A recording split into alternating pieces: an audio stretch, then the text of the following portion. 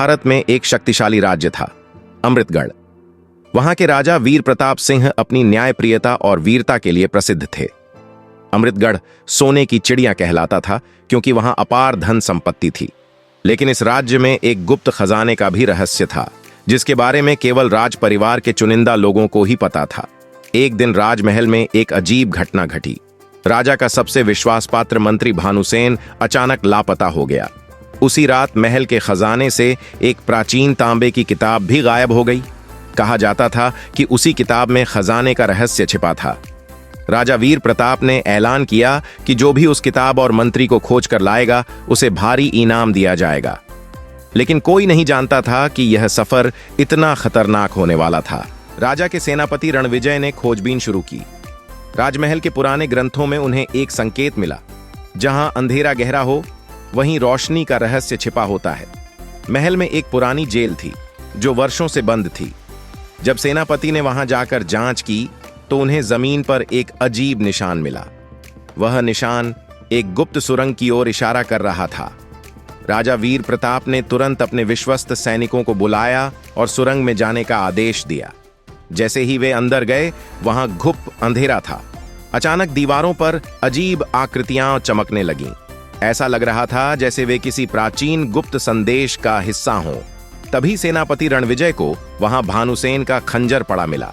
इसका मतलब था कि वह इसी रास्ते से गुजरा। जब राजा ने सुरंग की गहराई में जाने का आदेश दिया तो वहां उन्हें एक और राज खुला।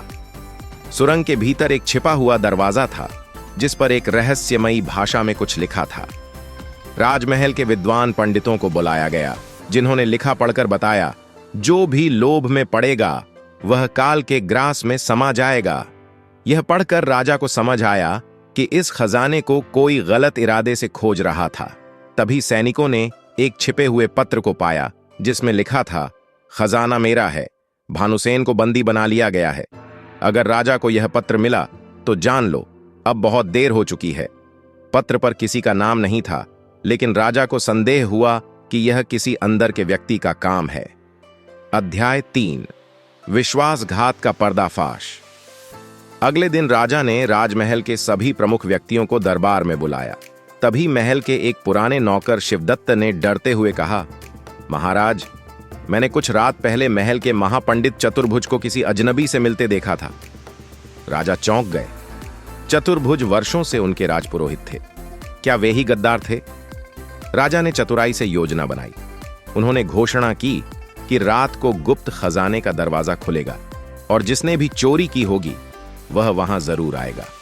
रात होते ही राजा और उनके सैनिक छिपकर देखने लगे। तभी एक साया दबे पांव दरवाजे की ओर बढ़ा। जैसे ही उसने दरवाजा खोलने की कोशिश की, सैनिकों ने उसे पकड़ लिया। वह कोई और नहीं बल्कि महापंडित चतुर्भुज ही थे। अध्याय 4, खजाने का रहस्य और न्याय।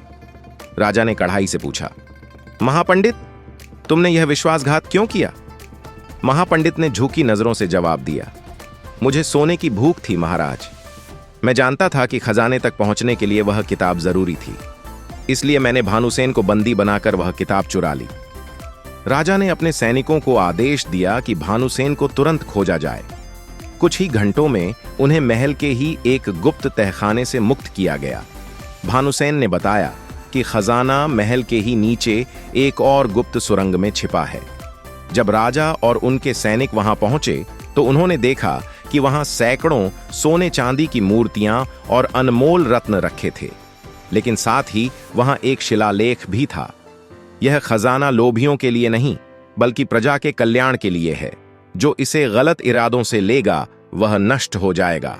राजा ने निर्णय लिया कि इस खजाने का उपयोग राज्य की भलाई और गरीबों की मदद के लिए किया जाएगा। महापंडित चतुर्भुज को विश्वासघात के अपराध में कारागार में डाल दिया गया। अंत और शिक्षा। इस घटना के बाद अमृतगढ़ और भी समृद्ध हुआ। राजा वीर प्रताप को अपनी बुद्धिमत्ता और न्यायप्रियता के लिए इतिहास में याद किया गया। इस कहानी ने पूरे राज्य को सिखाया कि धन से बढ़कर ईमानदारी होती है और लालच हमेशा विनाश का कारण बनता है। समाप्त।